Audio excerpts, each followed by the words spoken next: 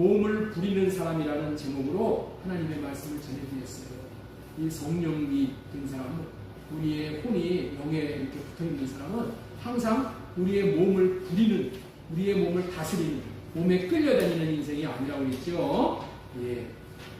오늘은 영이 오면, 이런 제목으로 하나님의 말씀을 배워나가겠습니다. 우리 한번 따라서 하겠습니다. 영이 오면. 예. 대부분의 사람들은 자신들의 일생에 왜 어려움이 오고 왜 문제가 생기는가에 대해서 몇 가지를 꼽는 거예요. 첫 번째, 문제가 오는 이유가 뭐라고요? 내가 돈이 없어서 어려움이 온다. 한마디로 경제적인 문제 때문이다. 그렇게 여기고, 또 두 번째로는 대통령이나 정치 지도자들을 잘못 뽑았기 때문에 이런 어려움이 옵니다. 정치적인 문제. 우리나라 사람들 특히 대통령 의지를 많이 하잖아요. 세 번째로 사람을 잘못 만나서 그렇다는 거예요. 부모와 조상을 잘못 만나서 내가 문제가 찾아옵니다. 주위 사람을 잘못 만나서 그렇다.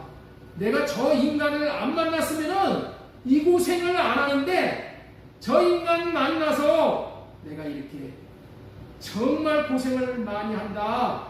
이렇게 여긴다는 거예요. 통상 대부분의 사람들이 이렇게 여기고 사는 거야. 잘한 거는 자기 탓이고 다 남의 탓을 돌리고 사는 거야. 그런데 사실은 그런 것이 아니라, 그렇다면 왜 어려움과 문제가 오냐는 거예요. 이 어려움과 문제가 오는 것은 실제로는 영적인 문제라. 영적 존재인 사탄, 마귀, 귀신으로 말미암아 발생되어지는 문제라. 모든 인생에게 찾아오는 문제는 영이신 하나님하고의 관계가 끊어지고 마귀의 영과의 관계가 맺어진 것이기 때문에 그렇답니다. 결국에는 마귀와 귀신과 관계가 맺어져 사탄, 마귀, 귀신과 함께 살면 문제, 투성이고 지옥 살게 되는 것이라는 그런 말씀입니다. 그래서 우리는 영의 세계를 잘 알아야 하고, 영의 세계의 왕이 하나님이 세우신 언약을 믿고 늘 성령을 호흡함으로 모셔드리고 회개하고 할례받음으로 귀신을 쫓아내고, 하나님의 영인 하나님의 마음을 받아서 하나님을 사랑함으로 하나님과 함께 하나가 되어져서 살아야 하는 존재들로 되어지면은 모든 문제를 다 극복할 수가 있습니다. 그들뿐만이 아니라 만사 형통의 축복까지 누릴 수 있게 되어진다. 이런 중체대한 문제에 대한 깨우침을 받아야 하겠기에 오늘은 영이 오면이라는 설교 제목으로 하나님의 말씀을 대언하고자 하는 거예요. 첫 번째로 전해드리고 싶은 소제목의 말씀을 우리 한번 같이 읽도록 하겠습니다. 큰 광풍까지 일으키는 어둠의 영. 따라서 해주세요. 큰 광풍까지 일으키는 어둠의 영. 우리 한번 따라서 해주시오. 큰 광풍까지 일으키는 어둠의 영. 인생을 성공하려면 영의 세계를 알아야 된다고 말씀을 드렸죠. 모든 사건의 배후에는 영이 개입이 되어 있기 때문에 그런 거예요. 모든 사건은 다 영의 문제야. 영이 개입되어 있는 거야. 마가복음 4장 35절로부터 5장 9절까지는 아주 중요한 것들을 깨우쳐주는 진리의 말씀이 나와요. 하루는 갈릴리 호숫가에서, 이 갈릴리는 호수라고도 하고 바다라고도 이렇게 불러요. 호숫가에서, 바다에서 예수님이 배에 올라서서, 배가 좀 높으니까 배에 올라서서 하나님의 나라에 대해서 비유로 설명을 해 주셨어요. 저녁이 되니까 제자들에게 이제 갈릴리 바다 저쪽 반대편으로 가자 하셨어요. 그래서 제자들이 예수님을 배에 모신 채로 갈릴리 바다를 건너가게 되었어요. 그러자 다른 배들도 뒤를 따라 건너가고 있었어요. 그런데 바다를 중간쯤 가는데 갑자기 큰 광풍이 일어나 광풍이 일어나가지고 바다에 물이 탁 떨어졌다가 그것이 다 뱃속에 다 튀겨들고 배물이 들어오는 거야. 배물이 들어오는 거야. 가득 차게 물이 들어오게 되었다는 거예요. 제자들이 이 광경을 보고 배가 엎어질까봐 안절부절 겁에 질려가지고 우왕좌왕하다가 도저히 자기 힘으로는 안 되겠기에 예수님을 찾는 거예요. 그랬더니 예수님은 배 후미에서, 이거를 성경에는 배 고물이라고 표현을 했어요. 후미에서 잠을 주무시고 계셨어요. 그래서 제자들은 예수님을 깨우면서 말을 합니다. 예수님, 우리들은 죽게 되었는데 모른 척만 하시고 잠만 주무시고 계시면 어떡합니까? 라고 했어요. 그러자 예수님께서 일어나셔서 바다에게 잠잠하라, 고요하라 라고 명령을 하셨어요. 그랬더니 신기하게도 그 즉시 바다가 아주 잠잠해진 거예요. 그 광경을 바라본 제자들이 심히 두려워하면서 서로 놀랍게 여기며 말을 했다는 거예요. 저 예수님이 누구시기에 바람과 바다도 순종을 하는가? 저 예수님이 누구시길래 저 광풍이 순종을 하는가? 예수님이 보통 분으로 보이지 않았다는 거예요. 사람들은 분명히 알잖아요. 사람이 아무리 대단해도 큰 광풍을 잠잠하라고 말한다고 해서 광풍이 잠잠해지지 않는다는 것을 사람들은 다 알아요. 그래서 사람들은 광풍이 일어날 때 잠잠하라는 그 말조차 못하는 거예요. 사람은 안 되는 것을 알면서도 시도해 볼 사람은 아무도 없잖아요. 사람으로는 어림도 없는 일인 것을 제자들은 알고 있는데 예수님은 누구시기에 잠잠하라고 명령하셨고 예수님은 누구시기에 바람과 바다도 순종을 하는가라는 말이에요. 우리 마가복음 4장 41절 보겠습니다. 저희가 심히 두려워하여서 말하되 저가 니기에 바람과 바다라도 순종하는고 하였더라. 예수님 앞에 바람과 바다가 순종하는 모습을 보게 되니까 이 예수님은 사람이 아니구나. 예수님은 하나님만이 하실 수 있는 일을 하시니 하나님이시구나라고 생각하며 두려워하는 마음이 경외함을 갖게 되었다. 천하 만물은 그들을 만드신 하나님 앞에만 복종을 하는 것을 아는 백성들. 이 백성들은 성경을 아는 백성들이니까 이 성경을 통해서 그런 걸 배운 거예요. 예수님을 예사로 여기지 않게 된 거예요. 자, 에베소서 2장 1장 22절 보겠습니다. 또 만물을 그의 발 아래 복종하게 하시고 하나님께서는 아들 예수 그리스도에게 만물을 복종하도록 하셨다는 거예요.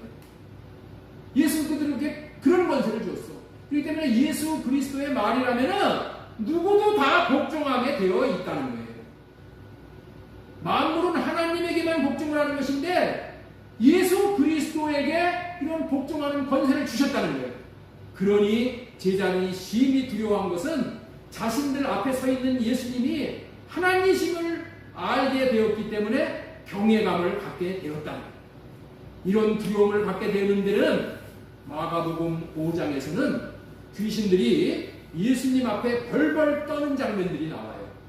귀신에게 있어서 떠는 대상은 하나님 앞에서만 떨지 사람 앞에서는 떨지 않아요. 오히려 귀신들은 사람을 잡아먹으려고 해. 예? 잡아먹으려고 해. 그래서 세상 사람들은 뭐 손 있는 날 뭐 이 사람 못 가니 그런 얘기 하는 거예요. 손 있는 날 귀신이 사람 잡아먹는다는 거예요.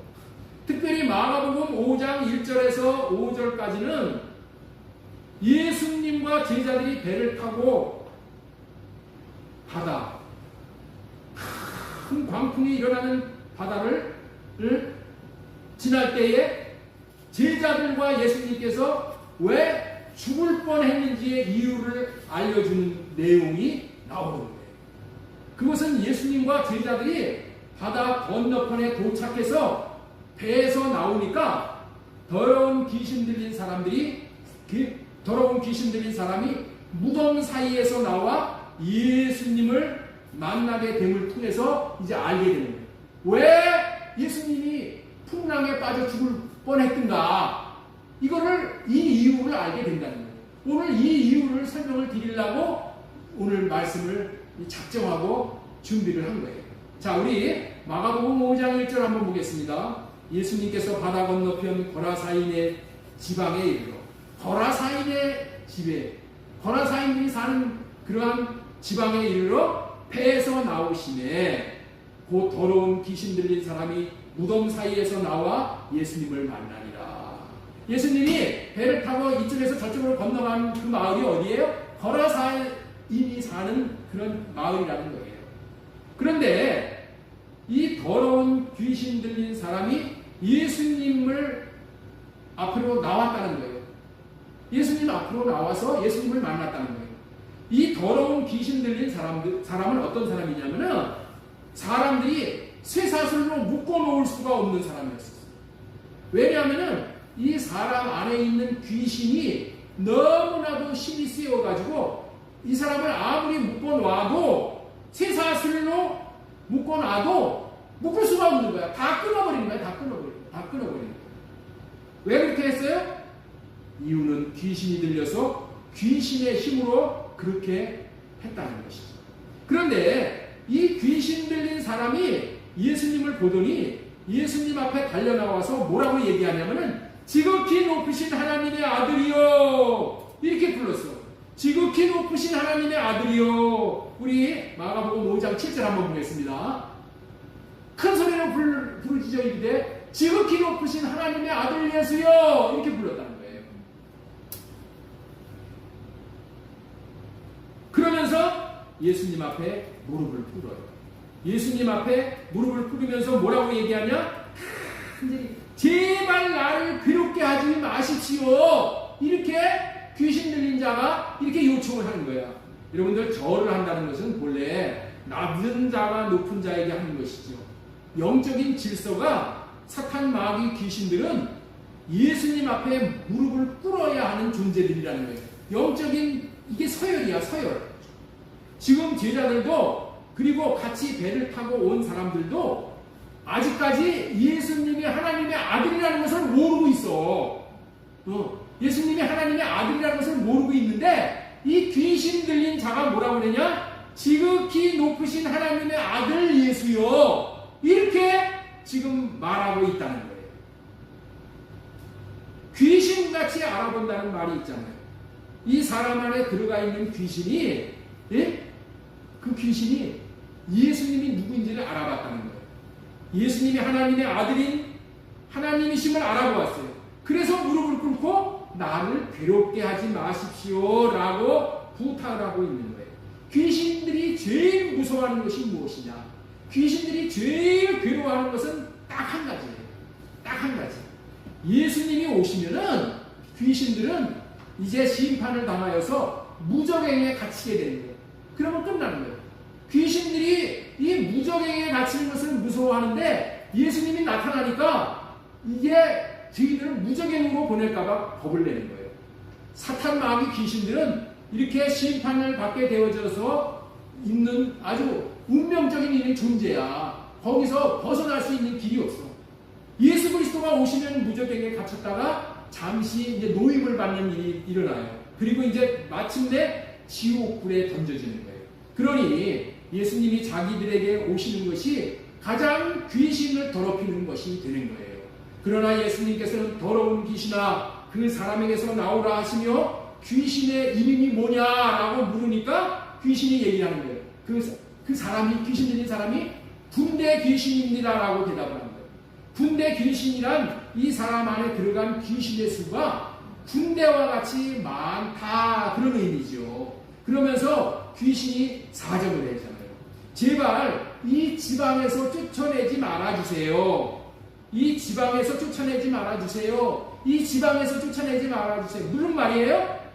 이 지방에서 쫓아내지 않고 이 지방에 있으면은 무저갱에는 들어가지 않게 되니까 무저갱에 보내지 말라는 그런 말이에요. 대신에 이 귀신들이 뭐라고 하냐면 돼지 들어가게 해달라고 사정을 하는 거예요. 그래서 예수님께서 허락을 했더니 2,000마리나 되는 돼지떼가, 거의 돼지를 키우는 그런 곳이었었죠. 근데 2,000마리나 되는 돼지떼들이 이 귀신이 들어가니까 그냥 낭떠러지로 그냥 변해나가가지고 다 물에 빠져 죽어버리고. 그런데 그렇게 귀신들이 물에 빠져서 이제 이 돼지들을 부려가지고 물에 빠져 죽게 되니까 돼지는 죽었지만 귀신은 안 죽잖아요. 영원히. 그러니까 이 귀신이 어디 가서 살게 됐어요? 이 물속에서 들어가서 사는 거예요. 귀신은 물속에 들어가서 사는 거예요. 그래서 여러분들 귀신이 어떤 귀신이 물속에서 나와가지고 여자들을 물로 데리고 간다고 그런 얘기들 있죠? 그 다 의미가 있는 얘기야. 귀신의 처소가 물이거든요. 바다거든. 의미가 있는 거예요. 똑같은 장소에 물에 똑같이 빠진다는 거예요. 신기한 것은 이 군대 귀신 들렸던 이 사람의 몸에서 귀신이 나가니까 이 사람이 멀쩡하게 회복되는 거예요. 그래서 그때 구경 나온 사람들도 귀신 들렸던 자는 옷을 입고 정신이 온전해서 돌아온 것을 다 보게 된 거예요. 그러면서 또 뭐라고 해요? 이런 일을 하신 분이 과연 누군가 생각하면서 두려워했다는 거예요. 우리 마가복음 15장 15절 다시 한번 보겠습니다. 예수님께서 이르러 그 귀신 들렸던 자, 곧 군대에 집혔던 자가 옷을 입고 정신이 온전하여 앉은 것을 보고 두려워한다. 귀신이 떠나니까 완전히 고침을 받은 거야. 오늘 왜 이렇게 장황하게 이런 말씀을 지금 설명을 하는가 하면은 꼭 알아야 할 사항이 있기 때문인 거예요. 꼭 우리가 알아야 될 것이 있기 때문에 예수님과 제자들이 바다를 건너올 때 과연 풍랑을 일으킨 자가 누구인가를 알아야 한다는 거예요. 이것을 알면은 인생에 닥쳐오는 문제를 해결할 수 있는 실마리가 풀리는 거예요. 여러분들도 꼭 자신에게 닥친 일에 대해서 의문을 가져야 하는 거예요. 저와 여러분들도 언젠가 큰 광풍이 불어올 때가 있어. 큰 광풍이 제자들에게만 불어오는 게 아니야. 예수님에게만 불어오는 게 아니라 저와 여러분에게도 큰 광풍이 불어온다니까요. 그때에 큰 광풍이 일어나는 것은 우연히 그렇게 된 것이야 하고 그냥 넘어가면은 지혜롭지 못한 생각과 마음입니다. 우연히 이렇게 된 거야. 우연이라는 것은 없는 거예요. 이와 같은 때에 우리 성령님을 구해서 성령님, 왜 내 인생에 이토록 큰 광풍이 일어났는가요? 무엇 때문에 하나님께서는 큰 광풍이 일어나는 것을 제게 허락하셨는가요? 큰 광풍은 무슨 의미가 있는 것인가요? 묻고 주님께서 마음에 알려주시는 내용을 주님의 마음으로 받아들여야 합니다. 그러면 이런 풍랑이 오는 것과 같은 이런 어려움이 와도 피할 수 있는 길을 찾을 수 있게 되어집니다. 자, 그렇다면은 예수님과 제자들이 바다를 건너서 거라사인들이 사는 마을로 들어가려고 항해중일 때 큰 광풍을 일으킨 자들은 과연 누구이며 왜 광풍을 일으켰을까요? 왜 그 큰 광풍을 일으킨 장본인들 먼저 답을 말하면 귀신들입니다. 귀신. 세상에서 큰 광풍을 일으킬 수 있는 능력을 가진 자는 귀신밖에 없어. 귀신의 능력은 여러분들 대단한 겁니다. 대단한 거예요. 여러분들 우리 신청이 무슨 인당수에다가 빠져 죽고 공양리를 바치고 용왕에다가 무슨 제사를 드리고 이런 일들이 있죠. 다 뭐예요? 다 귀신들이 하는 거예요. 귀신들이 실제 풍랑을 일으키기 때문에 그 선원들이 나가서 풍랑 맞으면은 문제가 생기니까 그렇게 귀신들을 달래는 거야. 큰 능력을 가진 이 풍랑을 일으키는 능력을 가진 자가 귀신이라는 거예요. 악한 영인 거예요. 그렇다면 왜 풍랑을 일으켰냐는 거예요. 자신들이 당할 일을 면하기 위해서 그랬다는 거예요. 큰 풍랑을 일으키는 귀신들은 예수님과 제자들이 이 거라사인의 마을로 들어오면은 쫓겨날 것을 아는 거야. 벌써 귀신들이. 사탄 마귀 귀신들은 그렇게 심판받게 되어져 있는 존재이기 때문에 예수님께서 오시면은 무저갱에 갇혀버리고 또 잠시 노임받고 다시 지옥불에 떨어지는 것을 이들이 알기 때문에 예수님이 자신들에게 오시는 것이 가장 귀신을 괴롭히는 것인 것을 알게 되는 것이기 때문에 그래서 귀신들은 예수님이 자신들에게 가까이 오지 못하도록 먼저 손을 쓰는 거예요. 먼저 손을 쓴단 말이에요.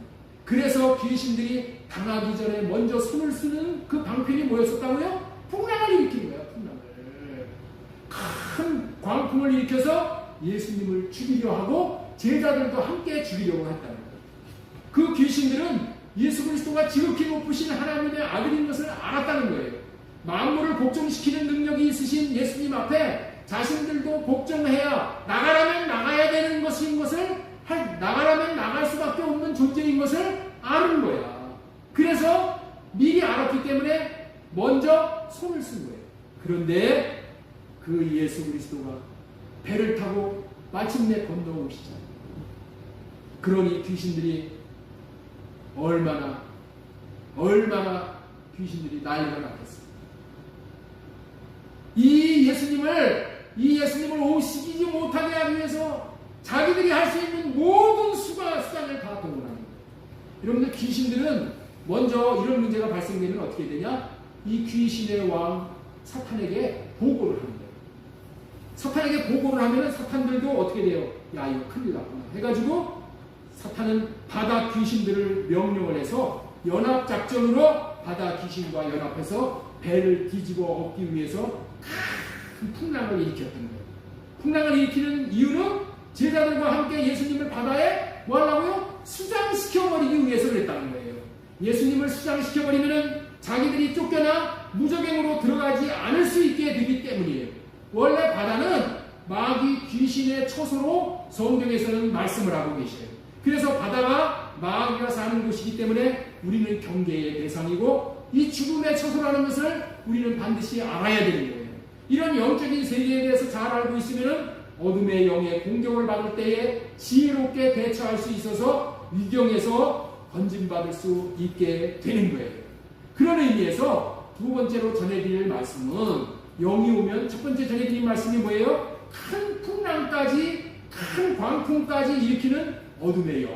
이 말씀 전해드렸고 두 번째 사공 대신 주님을 모시고 항해하는 인생이라는 제목으로 말씀을 대언합니다. 방금 부른 찬송가 큰 물결이 설레는 어둠바다라는 이 찬양은 영적인 실존을 우리들에게 잘 묘사해 주는 찬양이고 찬양 가사예요.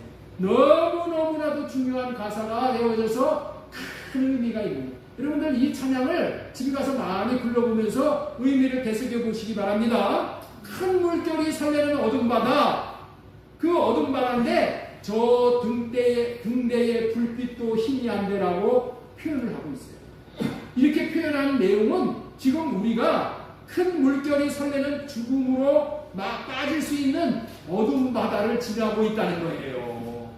그런데 엎친 데 덮친 경우로 목적지로 가는 길을 알려주는 등대의 불빛도 희미해져 어디가 길인지를 알 수 없다는 거예요.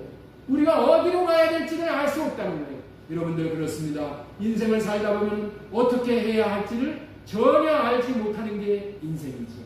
칠흑같이 어둠이 덮쳐져 있어서 갈 길이 보이지가 않는 것이 인생살이에요. 그 이야기를 지금 가사에서 말씀하고 있는 거예요. 원래 바다는 아까도 말씀드렸지만 마귀 귀신의 처소로 성경을 알려준다고 그랬잖아요. 사람은 마귀 귀신의 유배지인 이 땅에 살도록 하나님이 창조해 놓으셨어요. 그렇기 때문에 마귀는 우리의 인생길을 어둡게 만들어 놓아 어디로 가야 할지 말아야 할지 이리 가야 할지 저리로 가야 할지 긴가민가하게 만들어 놓고 방황을 하게 한다는 거예요. 모두가 다 지금 방황하지 않는 사람은 없어. 다 방황을 하게 해. 누가 하는 거라고요? 마귀 귀신이 그렇게 한다는 거예요. 그 모습이 바다를 항해하는 모습과 똑같다. 우리의 모습이 바다를 항해하는 모습과 똑같다는 겁니다. 뿐만 아니라 그 얼마나 바다가 흉흉합니까? 넘실거리는 바다를 보면 무시무시하잖아요. 두렵잖아요. 왜 두려운가요? 바다가 두려운 이유가 뭐예요? 두려움의 영이 마귀의 거처가 바다이기 때문에 그런 거예요. 마귀가 있는 곳에는 두려움이 오게 돼 있는 거예요. 어둠이 있는 곳에는 두려움이 있는 거예요. 바다는 언제나 바람이 일어나는 곳이에요. 작은 풍랑서부터 큰 광풍에 이르기까지 그치지 않고 일어나는 것이 바다야. 우리의 인생살이가 풍랑이 없는 인생살이가 없잖아요. 꼭 그렇게 된다는 거예요. 여러분은 인생 여정에 풍랑이 얼마나 많이 일어나는지를 경험하고 사시죠? 사시죠? 아니 나는 풍랑 안 일어나네요. 안 일어난다고 걱정할 거 없이 여러분들 일어나게 돼 있어요. 마귀가 가만두지 않아요. 풍랑이 없는 인생이 없어요. 아직까지 없었다면 언젠가 찾아온다는 것을 대비하고 살아야 돼요. 그래서 인생은 바다를 향하는 것과 같다고 하는 말을 많이 들어보셨을 거예요. 그런데 2절에 보면은 이 풍랑에 대저항해하는 이 작은 배 사공은 주님이라 주님이시라 이르면 이 풍랑에 대저항해하는 이 작은 배. 작은 배는 누구예요? 내가 작은 배야. 작은 배. 네. 이 작은 배가 뭐라고요? 내 몸이 작은 배야. 이 몸을 의지하고 사는 내 혼이 작은 배야. 그래서 몸이 작은 배란 말이야.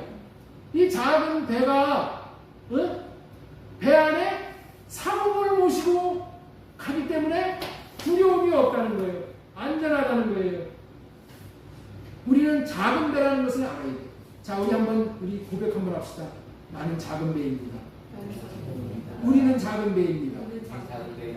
우리의 혼이 몸을 의지해서 살고 있는 모습을 작은 배라고 표현을 하고 있어요. 이 작은 배 안에 사공이 지금 작은 배의 사공이 되어져서 노를 젓고 계시는 거예요. 이 작은 배의 운명은 누구에게 달려 있어요? 사공에게 달려 있는 거야. 내가 아무리 뛰어나도 이 풍랑을 헤어날 수가 없어. 이 작은 배의 사공을 예수 그리스도를 사공으로 모시면은 예수님이 다 알아서 하시는 거예요. 우리는 그렇기 때문에 예수님에게 맡겨놓고 살아야 돼요. 사나운 풍랑이 아무리 불어도 아무리 갈 길을 분간을 못한다 할지라도 사공이 뛰어나면 배를 잘 지어서 안전하게 운행을 해 나갈 수 있는 거예요. 또한 사공이 전능하신 하나님이라면 풍랑을 잠잠케 하시고 고요하게 하시면 작은 배가 운행을 잘 할 수 있게 되는 거예요. 그것을 잘한다면 작은 배들인 저와 여러분들은 목적지까지 잘 도착할 수 있음을 믿고 두려워하지 않을 수가 있게 됩니다. 이렇게 지금 풍랑이 이렇게 일어나지만은 작은 배의 사공 예수 그리스도를 내가 모시고 있기 때문에 나는 반드시 안전한 소원의 항구에 도착할 것이다. 이 믿음을 잃어버리지 않고 평안을 찾을 수가 있다는 거예요. 그래서 이 마지막 절에서 이렇게 찬양을 하고 있는 거예요. 나 두려움 없도다. 두려움 없도다. 주 예수님 늘 계시도다. 이 흉흉한 바다를 다 지나면 저 소망의 나라에 이르리라. 사공이 되신 주님으로 말미암아 소망의 나라에 넉넉히 이르게 된다는 말이에요. 마침내 사공으로 말미암아 우리의 인생은 소망의 나라에 이르는 것입니다. 이 흉흉한 바다에서 영원히 사는 것이 아니라 바다는 통과해야 하는 곳이에요. 바다를 통과해서 소원의 항구에 도착하는 것이 우리의 목적지예요. 소망의 나라에 이르는 것이 우리의 목표입니다. 비록 저와 여러분들이 바다에서 누구나 풍랑을 만날 수밖에 없으나 통과하면 되는 거야. 풍랑을 통과하면 되는 거예요. 바다 중간에서 자신의 인생에 닥쳐오는 큰 풍랑에 대해서 두려워하고 낙심하고 주저앉을 것이 아닙니다. 주저앉으면 더 풍랑에 시달리는 거야. 힘들다고 주저앉으면 더 풍랑에 시달리는 거예요. 풍랑을 벗어나야 하는 거예요. 그러기 위해서는 풍랑을 벗어나기 위해서 우리가 애쓰고 수고해야 되는데 내가 애쓴다고 작은 배는 벗어날 수가 없어요. 그래서 사공으로 말미암아 벗어날 수 있다는 것을 알고 사공을 사랑함으로 사공을 믿고 사공을 의지하고 사공이 잠을 잔다면 깨워서 바다를 잠잠케 하고 사공과 함께 소망의 나라에까지 이르러야 되는 것입니다. 사공과 함께 가는 거예요. 천국에 이르려면 어려서 죽으나 늙어서 죽으나 문제가 안 되는 거예요. 그 소망의 나라에 이르느냐 못 이르느냐가 문제지, 소망의 나라에 이르지 못하고 풍랑에 갇혀서 바다에서 빠지면은 마귀 귀신의 밥이 되는 거예요. 그래서 주님께서 사공으로 우리를 찾아오신 거예요. 사공으로 예수님이 오시는 이유는 혼자서는 귀신의 영에 거쳐인 이 흉흉한 바다를 빠져나올 수 없다는 것을 아신다는 거예요. 우리 주님이 내가 못하는 것을 우리 주님은 아시기 때문에 도와주시기 위해서 오시는 거예요. 인생의 길을 끝까지 마치기까지는 사공의 도움이 없이는 건널 수 없기에 흉흉한 바다를 향하는 우리를 찾아오신 분이 이 작은 배의 사공이신 우리 주 예수 그리스도이시죠. 이 예수 그리스도가 우리에게 얼마나 감사하신 분이에요. 이런 의미를 잘 알고 있다면 이 세상에 사는 삶에 왜 고통이 오고 환난의 바람이 불어오는지를 알고 이제는 미혹되어서 큰 풍랑의 바다에 빠지지 않을 수가 있게 되는 거예요. 큰 풍랑을 허락하시는 것은 왜 허락한다고요? 사공급자라는 거예요. 사공급자를 사공 모시고 사공으로 말미암아 바다를 건너가게 하시기 위해서 때로는 우리에게 풍랑을 허락하십니다. 그래서 오늘은 영이 오면이라는 제목 아래 사공 대신 주님을 모시고 항해하는 인생은 두려움이 없이 소원의 항구에 이르게 된다는 말이에요. 세 번째로 전해드리고 싶은 말씀은 영이 와서 바다 가운데 큰 풍랑을 만난다 하더라도 귀신을 쫓아내면 하나님의 나라가 임하여 하나님의 나라를 누리게 된다는 의미의 말씀을 전하고자 합니다. 자, 우리 첫 번째가 뭐라고요? 선교 제목이 영이 오면은 풍랑까지 일으키는 어둠의 영이 있고 사공 대신 주님을 모시고 항해하는 인생. 하나님의 영이 있다. 자, 그 다음에 세 번째, 귀신을 쫓아내면 하나님의 나라가 임하는 것입니다. 마태복음 12장 28절 우리 읽겠습니다. 그러나 내가 하나님의 성령을 힘입어 귀신을 쫓아내는 것이면 하나님의 나라가 이미 너희에게 임하였느니라. 귀신은 풍랑을 일으켜 나를 삼키려고 합니다. 죽이려고 합니다. 내 배를 엎어 흉흉한 바다에 수장시키려고 합니다. 우리가 여기서 반드시 알아야 할 것은 인생의 모든 문제는 다 사탄 마귀 귀신으로부터 온다는 것을 아는 것이 절대적이고 우선적이고 이렇게 사는 것이 지혜로운 것이다.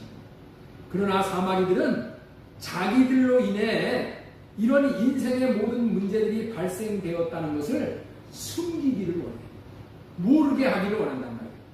사탄들은 자기들이 문제를 일으켜서 우리의 모든 문제가 사탄으로 말미암아 온 문제인데 마귀들은 귀신들은 그거를 숨긴다는 거야. 그래서 우리가 다 어떻게 알고 있어요? 야, 이거 우연히 이렇게 온 거지. 재수가 나빠서 이렇게 온 거지. 예? 이렇게 여긴다는 거야. 사탄이 그런 것을 모른다는 거야. 왜 모른다고? 숨기기 때문에. 사탄이 덮어버리기 때문에. 그러나 예수님은 이 큰 광풍을 일으킨 배우가 있다는 거, 그 배우가 누구라는 거? 사탄, 마귀, 귀신이라는 것을 예수님은 아셨다는 거예요. 이것이 중요한 거예요. 그래서 바람을 꾸짖으시고 바람에게 잠잠하라, 고요하라 이렇게 말씀하신 거예요. 예수님은 배우를 아는 거야. 자, 우리 마가복음 4장 39절 말씀 보겠습니다.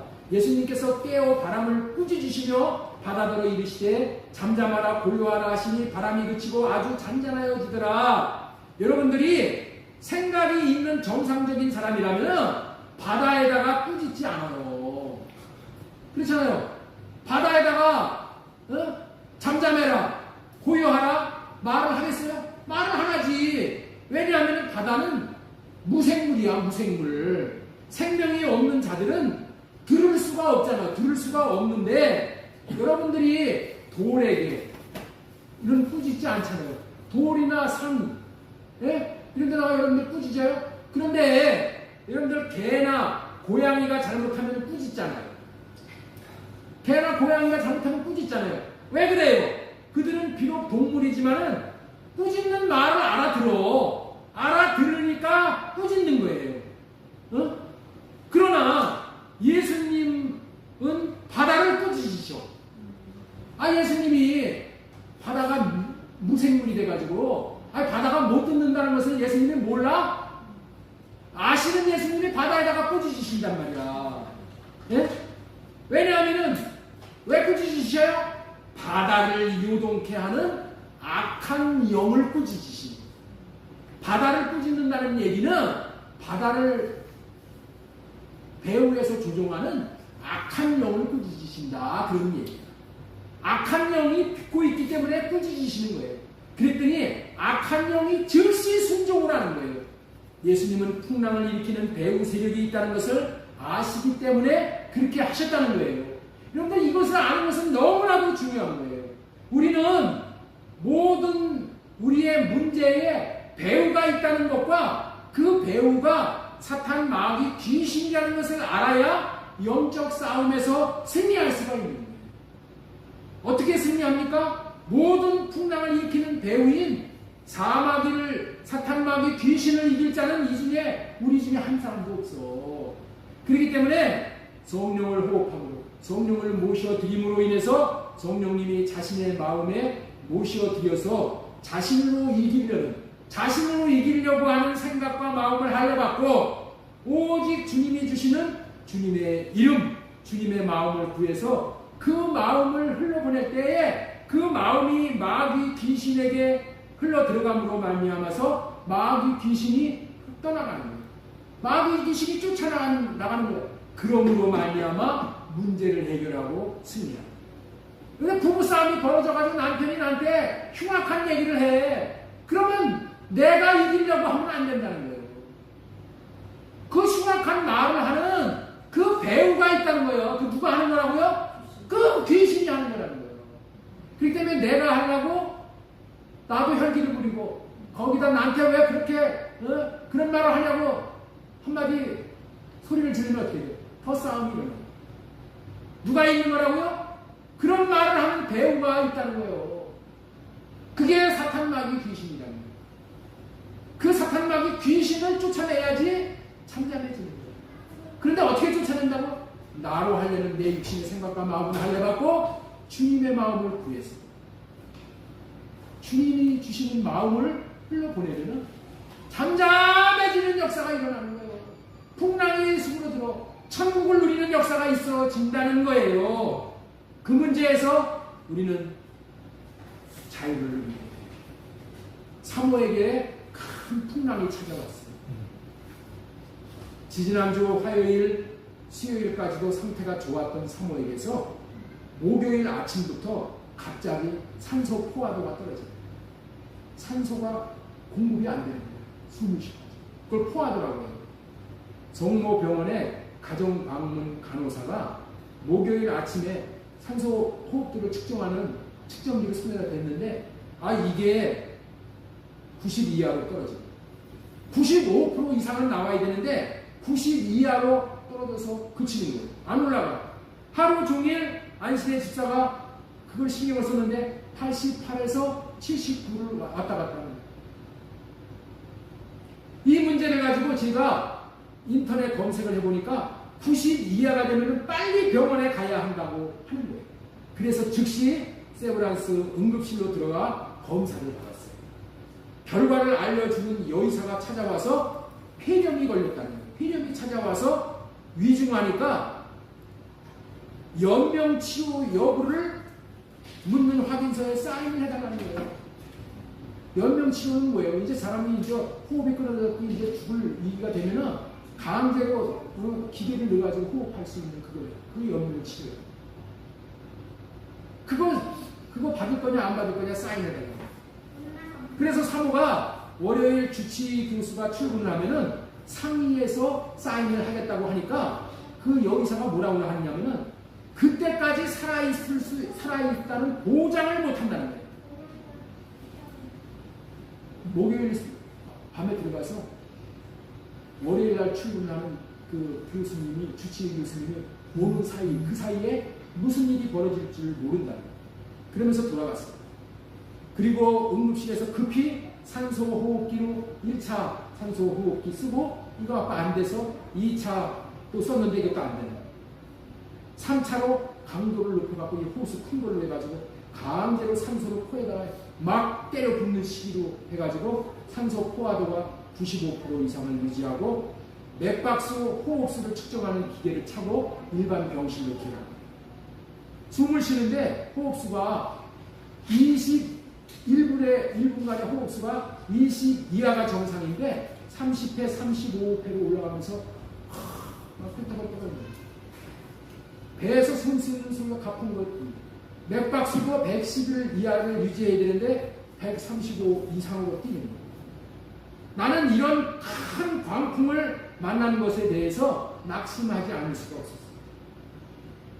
그러나 한편으로는 이와 같은 일이 발생한 것은 이 모든 것이 악한 영의 수작이라는 것을 제가 알게 됩니다. 이 배우가 있다. 어떻게 알았느냐고요? 평시에 이런 영의 세계에 대해서 제가 관심을 갖고 기도를 합니다. 그리고 성경 공부를 하고 성경을 연구를 하면서 이거를 영적인 세계를 분별합니다. 여러분 영적인 세계를 분별하고 영의 세계를 알아야지 이 땅에서의 모든 문제가 다 해결됩니다. 그런데 교회는 우리에게 도덕생활, 윤리생활을 강조해 주는 게 아니에요.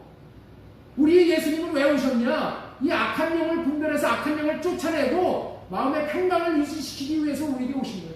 예수님의 사역 전체가 귀신을 쫓아내고 병든 자를 고치고 천국 복음을 전하는 사역이 전부야.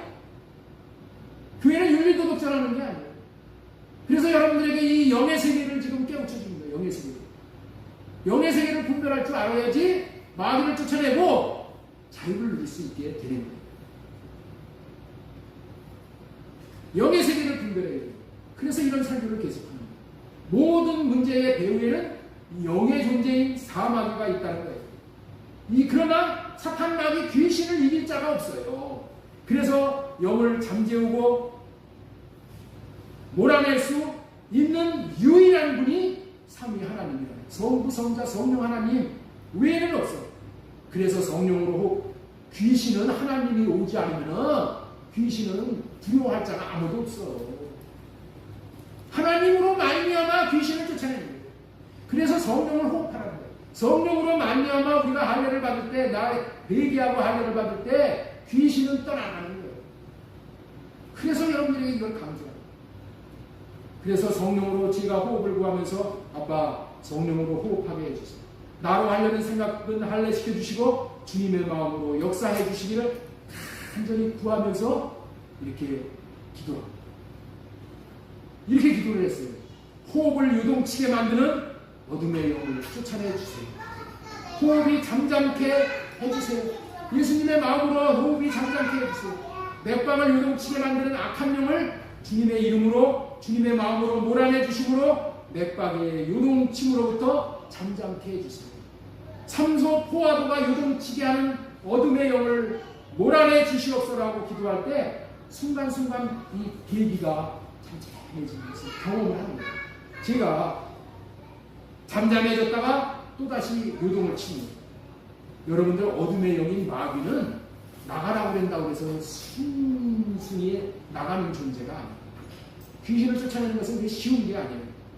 계속 성령으로 말미암아 잠잠케 해달라고 구함으로 많은 안정이 되는 것을 느꼈어요. 그리고 사모에게도 따라서 기도하라고 하는 거예요. 이렇게 기도를 했어요. 제가 써줘가지고 우리 이걸 한번 떼어주세요. 아빠 큰 광풍을 만났을 때 기도는 아빠 성령으로 호흡하고 일단은 하나님이 오셔야 돼요. 하나님이. 그래서 성령으로 호흡하게 해주세요. 하나님이 호흡으로 성령을 모시는 거예요. 이제까지 나로 살았던 삶을 회개하오니 성령으로 할례시켜주세요. 주님 이름으로 주님 마음으로 위경에서 건져주세요. 건져주시면은 앞으로는 할례받고 주님의 마음으로만 살겠습니다. 이렇게 적어가지고 계속 이 기도를 하는 거예요. 지금도 아마 오늘 아침에도 이 기도를 하셨습니다. 왜 이렇게 기도하는가 하면은 새 언약을 믿는 마음으로 성령을 구해서 회개하고 할례 받으면은 모든 죄를 주님께서 사해 주십니다. 우리 주님 나 잘못했습니다. 용서해 주세요. 할례 시켜 주세요. 그러면은 주님은 이 언약을 우리에게 이루어 주시는 분이기 때문에 이 언약대로 다 사해 주시기 때문에 주님이 죄를 사해 주시면은 이 사탄 마귀 귀신들은 사모 안에 더 이상 머무를 수가 없는 거예요. 죄가 없는 자에게 사탄이 들어가서 뜯어먹을 수가 없어요. 여러분들 여기다 똥을 싸놓으면은 똥이 있을 동안에 이 파리를 암똥파리를 쫓아내려고 아무리 수고를 해도 또 갔다가 또 들어오고 또 나갔다 또 들어오고 하지만은 똥을 쳐버리면 다 나가. 똑같은 거예요.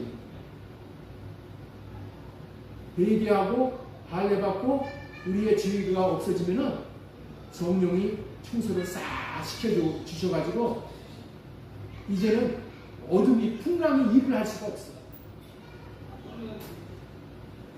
죄를 없애면 더 이상 마귀가 존재할 근거가 없기 때문에 회개하고 할례받고 주님 마음으로 건져달라는 마음으로 기도하면은 그 마음을 받으시고 죄를 없이 해주시고 그리고 주님의 사랑의 마음을 주시라고 기도할 때 주님 사랑의 마음으로 사랑을 하게 이럴 때 주님 사랑합니다. 주님을 사랑하는 것이 주님과 하나 되어져. 주님이 주시는 사랑의 마음을 받아서 주님 사랑합니다. 그리고 주님 사랑합니다 고백을 막 할 때 마귀는 손놓고 가요. 주님의 사랑을 고백을 할 때 얼마나 왕성하게 하나님의 생명의 역사가 나타나서 생명을 왕성하게 부음받게 해주시는지를 경험합니다. 그 다음날이 광복절인데 휴일 당직 의사가 와서 악성 폐렴이기 때문에 현재로서는 치료 방법이 없으니 또 연명치료를 여부를 빨리 사인해달라고. 언제 호흡이 멈출지를 모르니까 만약에 문제가 발생했을 때 연명치료를 안 하면은 의사들도 병원도 연명치료를 안 하면은 법에 걸리는 거예요. 그래서 안 한다고 하는 사람은 안 해주지만은 그런 의사가 없으면 저들은 해주지 않으면 법에 걸리는 거예요. 그래서 해달라고 사인해달라고 그렇게 요구를 하는 거예요. 그러나 연명치료를 사모가 원하지 않으니까 연명치료를 거절한다고 돌려보냈어요. 그리고 이제 주일이 지나서 월요일이 왔어요. 지난주를 말하는 거예요. 내가 보았을 때는 이제 성령으로 호흡 기도하면서 어둠의 영이 많이 떠났다는 확신이 들었거든요. 이 차트들이 잘 좋아졌어요. 이 안정이 막 돼가니까 호흡수도 맥박수도 그 다음에 산소 포화도 이 안정이 되고 있었어요. 그런데 아침에 교수님이 회진을 들으시는데 그분도 위급함을 느꼈는지 회진 시간을 3시간이나 앞당겨가지고 새벽 6시경에 오십니다. 9시 지나서 오시는 분이 6시 한 20분인가 그때 오신 거예요. 그래서 제가 물어본 거예요.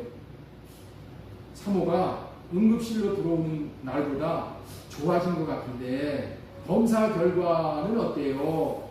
이 검사 결과는 아직 다 나오지는 않았어요. 근데 아직 모르겠다는 말을 하는 거예요. 그래서 이제 사모에게 이제서부터는 주님 사랑합니다라는 고백을 하자고 그랬어요. 제가 다른 날은 우리 안신혁 전도사도 보내고 안신혜 전도사도 보내가지고 이렇게 간병을 하라고 제가 계속 나갈 수가 있을 수가 없으니까. 그런데 이번에는 제가 이렇게 영적으로 이렇게 세우기 위해서 제가 붙어 있어야지 같이 기도하면서 같이 이렇게 호흡도 하고 사랑 고백도 하기 때문에 제가 계속 붙어 있었던 거예요. 그리고 이제 주님 저와 함께 주님 사랑합니다. 사랑으로 주님과 하나 되어져서 주님의 마음으로 위경에서 건져주시고 주님의 마음을 이루어서 주님의 마음을 나타내 드리는 삶을 살게 해주셔요 하고 간절히 기도를 하면서 이 하루를 지냈는데 다음날 아침에 회진에 앞서서 교수님이 나를 부르는 거예요. 간호사실을 불러가지고 내가 간호사실을 갔더니 이 차트를 보내주시면서 결과를 딱 내보내는 거예요. 3분 배양을 해서 이제 시간이 걸려서 결과가 나왔는데 악성 폐렴으로 확정이 되어져서 이제는 준비해야 됩니다. 그러는 거예요. 이 말은 의학적으로는 손을 들었다는 사망 선고잖아요. 인간으로는 이제 할 수 없으니까 손을 든다. 2주 지나기가 힘들다. 이런 말을 들으니 제가 얼마나 낙심이 돼요. 낙심을 안 할 수가 없게 되더라고요. 그럼에도 불구하고 모든 수치는 정상을 찾아가고 있는 거예요. 차트는 결과는 그렇게 나왔는데 그리고 또 중보 기도를 해주시는 분들, 많은 분들이 중보 기도를 해주셨는데 하나님이 데려가시지 않고 이 큰 어려움이 한번 오기는 오는데 하나님께서 건지실 거라고, 이 고비를 건지실 거라고 그렇게 계속해서 말씀하셨어요. 근데도 말씀하시고 계속 이루시는 하나님이 역사를 하실 것이라는 제가 그런 믿음을 갖고 어느 정도 안정을 칩니다. 하나님의 말씀이 와야지 내 마음이 평강을 누리게 돼요. 그래서 그렇게 해서 이제 믿음이 흔들리는 것을 이렇게 내가 진정하고 또 믿음으로 성령 호흡하면서 주님 마음을 구하면서 믿음으로 사랑 고백을 하며 주님 안으로 들어가서 호흡함으로 말미암아 이렇게 계속해서 호흡할 때 이 산소 포화도도 안정이 돼요. 풍랑도 잠잠해지는 것을 느낀 것이 호흡도 안정이 되고 맥박도 안정이 되는 것을 누리는 거예요. 이게 마귀와의 영적 싸움을 계속해서 하는 거야. 이 악한 영을 하나님께서 주님의 마음으로 몰아내 주시옵소서, 이런 기도를 하는 것을 하나님이 들으시고 안정을 회복을 시켜주신 것을 제가 경험을 했어요. 그래가지고 이제 금요일날 아침이 왔어요. 근데 아침에 간호원이 좋은 소식을 들려주는 거예요. 무슨 좋은 소식이냐면 항생제 주사를 2가지 종류를 맞았어요. 2가지 종류를 주사로. 항생제가 이 폐렴균을 죽이는 건데 이거를 맞고 있는데 이제 안정이 되어져서 주사 하나는 약으로 해도 되겠다고, 이 주사를 끊고 약으로 하겠다고 그렇게 얘기를 하는 거예요. 그러면서 간호원도 반가운 소리를 그렇게 하는 거예요. 그리고 이제 새벽에 와서 이제 엑스레이를 찍었어요. 엑스레이를 찍는데 이제 엑스레이를 이제 침대에다 눕혀놓고 이제 찍거든요. 그런데 엑스레이를 찍으러 온 기사가 자기가 찍은 사진이 잘 찍혔나 안 찍혔나를 다시 한번 이게 검사를 해보거든요. 확인을 해보거든요. 근데 이게 확인을 하는데 제가 그걸 옆에서 이렇게 보니까 엑스레이 사진이 확 좋아진 거야. 엑스레이 사진이 검은 것이 쫙 이렇게 많으면은 이게 아주 좋은 건데 이 사모의 이 오른쪽이 확 이렇게 덮여 있었거든요. 그거를 제가 이게 보면서 이게 좋은 사인이구나. 그러고 있는데 몇 시간 후에 교수님이 회진에서 오셔서 말을 한 거예요. 고비는 넘겼습니다. 이런 말을 듣게 된 거예요. 얼마나 감사해요. 말로 다 할 수 없이 하나님 앞에 감사를 드리죠. 그러면서 이번 일을 겪으면서 배우의 악한 영이 풍랑을 일으켰으나, 큰 광풍을 일으켰으나 그간 저에게 영적인 세계를 분별할 수 있게 해주시고, 그 분별된 그 사실을 근거로 해서 제가 이 주님의 마음을 구하고 주님의 사랑을 구해서 이러한 비밀을 적용함으로 인해서 하나님께서 왕성하게 역사하실 수 있었다. 물론 그렇게 하기까지는 여러분들의 중보, 모든 많은 분들의 중보를 통해서 하나님께서 이렇게 해주셨으리라고 믿고 감사를 드려요. 마귀를 쫓아내고 승리하는 비결은 오직 갈래 언약과 새 언약을 통해서이라는 것을 실제로 경험을 하게 되는 거예요. 이런 영적인 세계를 분별할 수 있게 하신 하나님이 이번에 사모가 겪는 큰 풍랑을 만나 배후에 사탄 마귀 귀신이 역사하였다는 것을 분별하고 성령을 초청하여서 성령으로 말미암아 영적 전쟁에서 지금까지 이렇게 이기게 하셨다는 것을 하나님께서 깨우쳐 주셨어요. 그렇다면은 사모에게 왜 이 큰 풍랑을 보내 죽이려고 했냐? 이게 중요하잖아요. 악한 사탄 마귀가 왜 사모에게 이 큰 풍랑을 보냈냐는 거예요. 왜 보냈냐는 거예요. 사모를 통해서 귀신들이 청소년들의 마음에 얼마나 풍랑을 일으켜요. 그 풍랑을 일으키는 것들을 이 사모를 통해서 하나님께서 이 귀신을 쫓아내는 삶을 지금 20년 가깝게 살게 하셨잖아요. 우리 교회가 그런 삶을 했잖아요. 우리 한 영혼도 이렇게 교회를 나오는 영혼들이 다 마음속에 다 귀신이 있는 거예요. 귀신이 없는 사람들이 없어요. 우리는 우리의 마음은 귀신의 처소야, 처소. 그런데 이 생명의 복음을 들으니까 어떻게 돼요? 귀신이 떠나가는 거야. 귀신이 떠나가는 거니까 귀신들은 어때요? 이게 죽는 것보다도 싫은 거야. 이 한 명을 저와 여러분들의 마음에 귀신이 있었는데 귀신을 쫓아내보니까 마음에서 귀신이 갈 처소가 없잖아요. 그러니 귀신들은 너무나도 고통스러운 거야. 그러니까 자기들의 있을 곳을 확보하기 위해서 어떻게 돼요?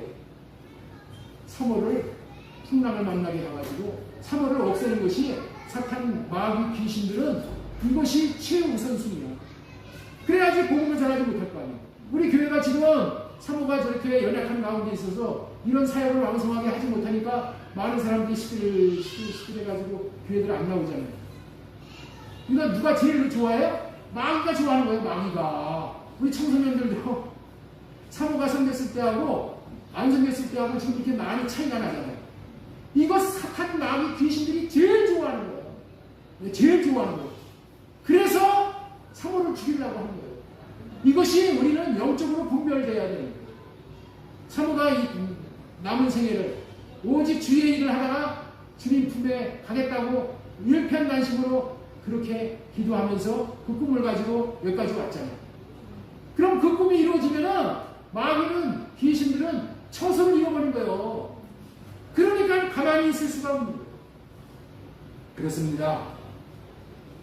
우리도 마찬가지예요. 우리의 항해 길에 어떤 큰 풍랑이 몰려온다 할지라도 사경으로 오신 성령을 초청해서 이 작은 배 안에 성령을 호흡함으로 모셔드리고 성령으로 회개하고 할례받고 주님의 마음을 받아 사랑하게 하사가 이루어져서 생명을 얻게 되므로 진리의 말씀대로 고치시고 회복시키시며 생명에 이르게 하시는 분이 우리 하나님이시죠. 마귀는 우리를 넘어뜨리려고 하지만은 우리 주님은 우리에게 사랑으로 오셔서 잠잠하라 고요하라 이렇게 말씀하시면서 마귀를 쫓아내십니다. 우리는 이 하나님을 믿고 하나님의 뜻이 어딘가를 믿고 이 하나님의 마음을 받아서 우리가 이 하나님의 마음을 대행하는 그런 삶을 사는 것이 새 언약의 일꾼입니다. 이 하나님을 굳게 믿고 저와 여러분이 다 승리하실 수 있기를 바랍니다. 승리를 주시는 분은 오직 하나님이시지만은 그러나 이 사탄 마귀는 한 번 떠났다 할지라도 또 언제든지 다시 찾아옵니다. 또 찾아와. 찾아올 때마다 우리는 어떻게 돼요? 그때마다 찾아와서 풍랑을 또 일으키고 광풍을 일으킬 때마다 우리는 거기에 미혹되어져서 빠지면 안 되고 하나님 성령으로 오시어서 내 마음을 할례시켜 주시고 회개하오니 할례시켜 주시고 주님의 마음을 주시소. 주님의 마음으로 악한 마귀 영을 몰아내게 하시고 주님의 마음을 나타내게 하시옵소서.